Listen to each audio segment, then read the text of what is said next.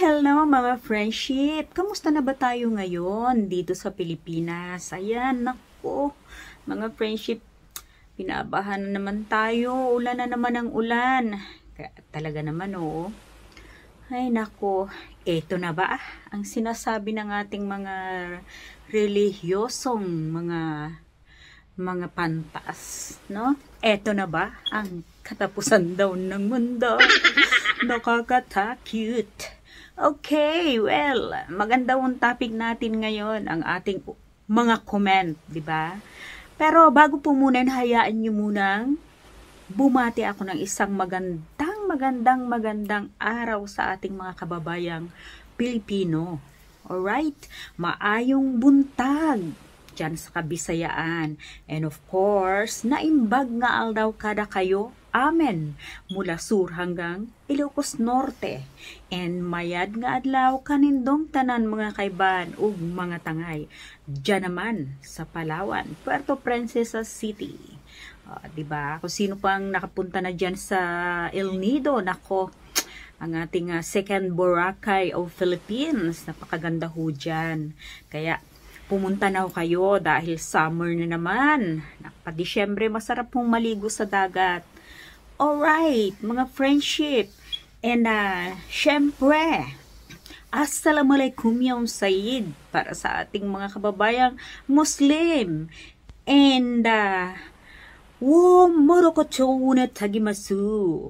Yan sa ating mga kababayang nasa Japan, mga Pilipinong magaling magsalita ng Japan, ng Japanese. So, diba? E syempre, so mga kaibigan na rin nating mga Japanese. Guten Tag! Mga friendship, Bonjourno mi amor. And syempre pa, Kifik in Kifak mga Habibi sa ating mga kaibigang Lebanese and Arabise. Alright! Ngayon naman mga friendship, yung ang ating topic. Alam niyo ba, 'di ba? Matunog ngayon na nako, palagay ko yung mga produce ngayon tuwang-tuwa dahil nasibak daw sa pwesto si General Torre. Oh, nasibak nga, 'di ba? Oh, wala tayong magagawa doon, nasibak nga eh. Tinanggal, immediate. Parang immediate na pagkakatanggal sa pwesto. Siguro immediate rin yung paglalagyan sa kanya, kaya ganun. 'Di ba mga friendship, yun lang yun eh. Eh alam nyo naman, si General Torre, yan yung mga taong may prinsipyo na hindi nabibili ng pera, hindi nasisilaw sa pera. 'Di ba kumbaga kay FPJ, sabi niya, trabaho lang to, walang personalan. Diba? Kuha ko, no? O, diba? Trabaho lang. Kaya yan, mga friendship, si General Torre, trabaho lang sa kanya, hindi siya namemersonal. Tama. Hindi kaparis ng etong mga kampo na mga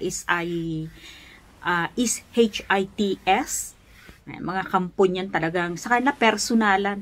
Ang lagi nilang sinasabi, politiko, pamumulitiko, 'di ba? Wala na silang tigil sa pagsasabing pamumulitiko. Samantalang sila naman tong obvious. Oo nga ni. Na nanggigigil, hindi makapagpigil. Tama.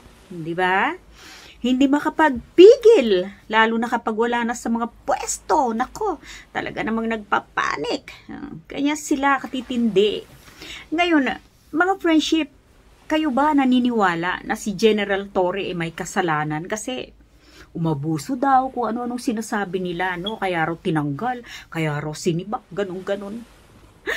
Baka naman mga friendship, sabihin na lang natin na ngayon yung mga DDSHIT na mga TANJA, mga BO kasi, jumping sila sa galak ngayon.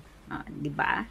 Jumping now and then iyak later naman kapag nalaman nila kung nasaan na inilagay si General Torre.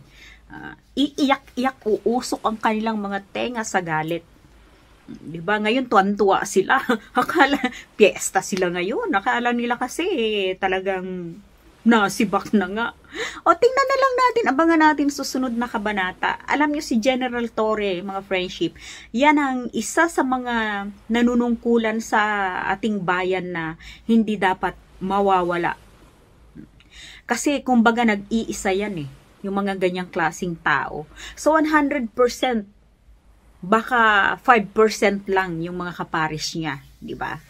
Yung mga iba doon, hindi hiwala ng ganyan, bibihira na. Kaya alam natin na may paglalagyan talaga sa kanya si PBBM, ang ating Pangulo. Hindi lang natin alam kung ano yon, pero dahil subok na si General Torre, subok na sa kanyang katapatan sa paglilingkod sa bayan. Diba? Kumbaga hasang-hasa na siya. Kaya naman bukod sa pagiging PNP chief ng Pilipinas, mayroon pa siguro talagang paglalagyan ng ating Pangulo sa kanya na dun talaga siya nararapat para yung mga nasasakupan tumino. Diba? Medyo, kung bagay yung madudumi mahugasan. At yung mga umaalingasaw at nangangamoy i-flush na sa toilet yan. I-flush na sa toilet para mula nang nangangamoy. Kasi tignan na lang ninyo yung sa flood control na bilyon-bilyong nawawala, di ba? Talaga namang garapalan na. Yan yung mga ipinaglalagay sa pwesto ng dating nakaupo Pare-pareho naman kasi sila kahit harap-harap pag nanlulokot, garapalang nangungurakot, nagnanakaw, baliwala lang sa kanila yun. Di ba? Kasi pare-pareha sila Kung ganun daw yung mga amo nila, syempre ganun mga followers nila. Kaya yun mga friendship. So mga friendship, may papanood lang ako sa inyo Tignan nyo to. If he did it now without the clearance of Malacanang, then maybe, because as I have said during my time, nag-clear ako sa Malacanang na provinsan, mabilisan ng kailangan aksyonan kaagad, nag-issue there's then later on, I just inform Malacanang na ito yung ginawa ko. Well, as I've said, expected yan sa serbisyo. You can be relieved anytime. Functus officio. You are good while the need exists. Pero nag-meeting daw kayo routine function ng organization yan. Kahit na you are relief purpose, if you are not facing administrative or criminal cases, then andyan lahat ng yung mga benefits mo. But in this case, is very unique because he still has more than 1 year to go before his mandatory retirement age of 56. So nasa kanya yan if he doesn't give up his rank, his 4-star rank, ay pwedeng ang chief PNP or yung magiging acting chief PNP will be holding a 3-star rank only. Friendship, nakakatawa, no? Mga friendship, narinig yung sinabi ni Senator Bato, may mga nasagasaan. Tuwan-tuwa siya ngayon, iyak siya later kapag nalaman niya kung asa na si General Torre, di ba? Nakita naman ninyo yung mga sinasabi niya. Ano pang sabi niya mga friendship? Expected na raw yan, no? Di ba? Functus officio. Kakatuwa si Senator Bato, no? O yun, may mga puntos officio pa siya. Expected daw na matatanggal. Yes. Hindi. Sabihin na natin expected yun kung may kasalanan. Kung may kasalanang nagawa, di ba? So, ganun ang kanilang paniniwala Pero, yun nga sinasabi ko sa inyo mga friendship Tuwa-tuwa sila now and then iyak-iyak sila later, 'di ba? Kapag nalaman na nila kung nasaan na si General Torre. Kasi nga si General Torre, isa sa mga kayamanan ng gobyerno yan na hindi dapat mawawala sa pwesto. Maaring bibigyan ng isang mas malakas, mas mahirap na pwesto kasi minamani-mani na lang niya yung pagiging PNP chief Tingnan naman ninyo yung mga kasong nalulutas, 'di ba? Talagang napakadaling, kumbaga, salute talaga tayo sa kanya. Diba? Tapos, ito pa mga friendship. Functus officio daw, well, the needs exist. May punto naman din talaga siya doon. Totoo naman yun eh, 'di ba? Kung talagang ano na yung serbisyo. Pero depende lang yun. Depende yun mga friendship. Depende sa tao yun. So well, hindi natin kasi alam kung ano talaga ang totoong nangyayari. Okay mga friendship, eto naman pakinggan naman natin yung reaksyon ng ibang mga senator. Si Senate President Chis Escudero. Pakinggan naman natin kung ano naman yung masasabi niya about daw sa pagkaka-relieve ni PNP Chief, dating PNP Chief General Torre. Kinagulat din marahil tulad ng madami, kabilang ako doon, yung pagkaka-relieve niya. Hindi ko alam kung anong dahilan. Subalit may kapangyarihan ng Pangulo na gawin yun. Dahil serving at the pleasure of the President ang sino mang PNP Chief. Wala ako nakikita epekto pero administratively maaaring meron. Dahil sa pagkakaalam ko ay 4-star general na si General Torre. So nangyari na rin yan dati na yung 4-star general ay hindi umahawak sa posisyon ng PNP Chief. Ayan, si Senator Rafi Tulfo naman. May tension daw eh. Kaya pantanggal tension. Senator Amy Marcos, mga friendship. Pinipilitan niya na magkita-kita at makipaghalubilo sa mga senador. Inaantay ko na umalis siya kasi may intang ulo ko nun eh. At ang pagkaalam ko, na-demote si Natatis at yung Papang General na Ilocano, nagdadaig kung bakit daw nangyari yun. Kaya sinita ko siya, sabi ko, hoy, ba't ganun? Nako, may balik yan, magdahan-dahan ka at nagpapumanin ako, wala akong alam. Ang alam ko lang, ang balita ko, doon sa mga appointment ng mga RD at iba pa, talagang hindi sila nakipagkonsulta kay Secretary John Vic, hindi naman tama yun. Siyempre, may boss tayong lahat, boss na si John Vic. At ikalawa, masyadong maingay at maugong na nagmamalaki yung ibang classmate niya na tatakbong presidente o vice-presidente sa 2028. At nakita na nakapaskel yung kanilang mukha at sabi pa nga nung iba, hindi lang pala politiko ang EPAL. Kaya parang inaabangan na rin siguro inaabangan na rin ng ibang tao dahil may nadidinig na pang-aabuso. So ano yung sense ng ibang kapulisan? Oh, 'di ba mga friendship? Nakita nyo yung mga reaksyon ng mga senator, no? Lalong-lalo la si Amy Marcos, no? Hindi alam ko ano pinagsasabi. Oh, halatang talagang very happy sila. Tingnan lang natin, happy kayo ngayon, iyak kayo later. 'Di ba? Ngayon mga friendship, pakinggan naman natin yung sinabi ni yung ating si John V. Rimulya, di ba? I-analyze na lang natin kung ano yung maiintindihan natin doon sa interview sa kanya about sa pagsibak nga raw kay General Torre. Okay, panoorin muna natin to. Marcos Jr. has made the difficult but necessary decision to relieve PNP Chief Police General Nicolas Torre III of his duties. The President believes that his national security apparatus must always work within the framework of the law. With the recent developments, the President was presented with the facts, and he determined that the best course of action is to uphold the role of NAPOCOM as it was intended by law. As part of this resolution, the President decided to relieve Police General Torre. This was not an easy choice, but it was made in the national interest. The President is committed to ensuring a unified direction and collaboration across all areas in his cabinet, particularly those responsible for delivering security, peace, and order. The President expresses his thanks and gratitude to Police General Torre, as his brief tenure brought new life and energy into the PNP. Patungkol po dito. Pero confirm po na may inaalok pong posisyon.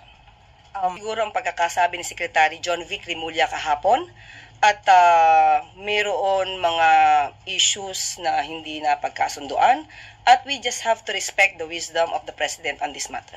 So natin masabi nagkaroon ng messy transition because nagkausap naman po sila at alam po natin na naiintindihan ni General Torre kung ano yung naganap at nirerespeto rin po niya kung ano po yung naging desisyon ng Pangulo. Namin na detalye kapag po na po at na nabigay na po ang pagsang-ayon ni General Torre. Okay, salamat. Yan nangyayari at hindi po yan ang nakikita natin dahil sabi nga po natin si General Torre ay napakagaling na public servant at maaari po pa rin siyang magsilbi sa bayan. So hindi po natin nakikita na kung ano yung nakikita na Makabayan Block. Well, mga friendship, to pala si DILG Secretary John Vic Rimulya. Pakinggan natin siya ha, mga friendship. Violate any laws. He has not been charged with any violations. He has not been charged criminally nor admissively. It is simply a choice of the president to take a new direction for the PNP. He didn't violate any laws. He has not been charged with any administrative case. He has not been charged with any criminal case. But he is a presidential appointee who serves at the pleasure of the president, and the president has made a decision to go in another direction. So the president reserves the right to see what is best fit for the PNP. Well, I think I am confident that the police force is very professional. I think that they observe their duties, and I think 99.9% of them will uphold their oath in allegiance to the country and to the president. Well, ayun nga mga friendship, narinig naman natin yung sinabi ni Secretary John Vic Rimulya, 'di ba? About kay General Torre, and pati na rin si Jose Claire Castro, 'di ba? Hindi natin alam, maari nga may paglalagyan sa kanya kay General Torre, kaya naman talagang minadaling tanggalin sa pwesto ni PBBM, 'di ba? Hindi natin alam. Mga na lang natin ang susunod na kabanata, baka bukas or the next day ayan na, nandiyan na si General Torre, 'di ba? Meron na siyang panibagong posisyon na dapat niyang gampanan dahil subok na ang kanyang kakayahan. Kaya diyan siya inilagay. 'Di ba? Sinabi naman ni Jose Claire Castro inaantay na lang ang pagsang-ayon ni General Torre. 'Di ba? Napakaliwanag noon kung kayong mag-a-analyze, kung kayo ang mag-iisip. Kaya kayo mga DDS HIT, sana hindi kayo mga BO-BO, isipin na lang ninyo yun, di ba? Ang isang magaling na tao, matalino, na talaga rin namang straight, ginagawa ang trabaho ng tama. Basta-basta na lang ba naman yan sisibakin sa pwesto? Sabi nga ni John Vic Rimulya, wala siyang violate na kung anong mga rules and laws. Wala, as in wala. Basta talagang meron lang dahilan kaya siya dyan tinanggal.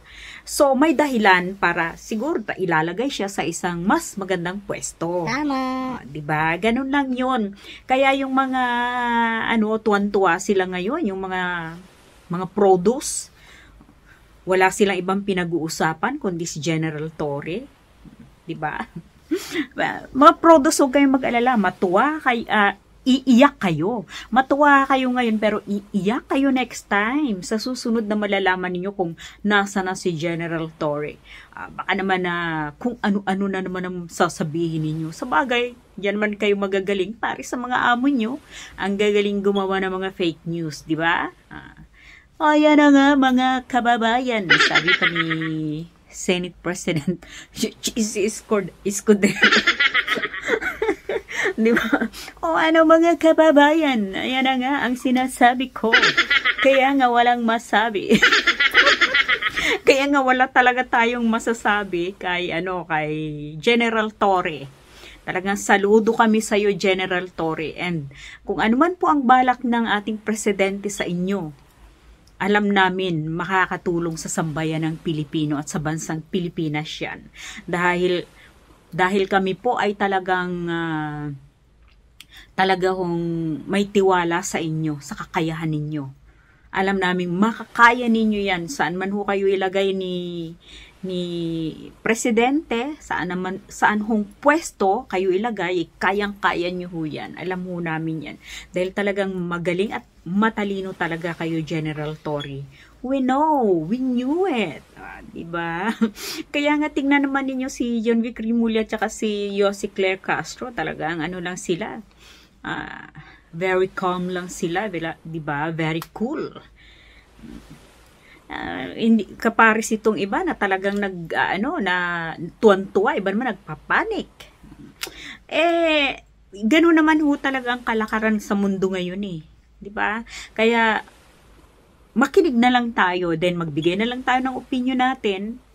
Kung ano man yun, wag lang tayong magpe-fake news. Di ba mga friendship? Kasi mahirap hong gumawa ng mga kwento na wala namang basihan, 'di ba? Walang katotohanan. Hindi ho tama 'yun. Kaya yung mga taong magagaling gumawa ng fake news na 'yan, wala, trabaho na nila 'yan Ganun talaga sila. Diyan sila magagaling, na master nila 'yan. Di ba mga friendship? Ayun lang yon. Well, mga friendship, ayan, sa susunod na naman, magkita-kita na naman uli tayo sa susunod kong mga video, di ba? Hanggang dito na lang muna tayo. Well, ang masasabi ko lang dito kay General Torre, saludo kami sa iyo, General Torre, dahil napakagaling mo. Well then, mga friendship, paalam. Shoes! Adios nos buenos! Que tengas un bon dia!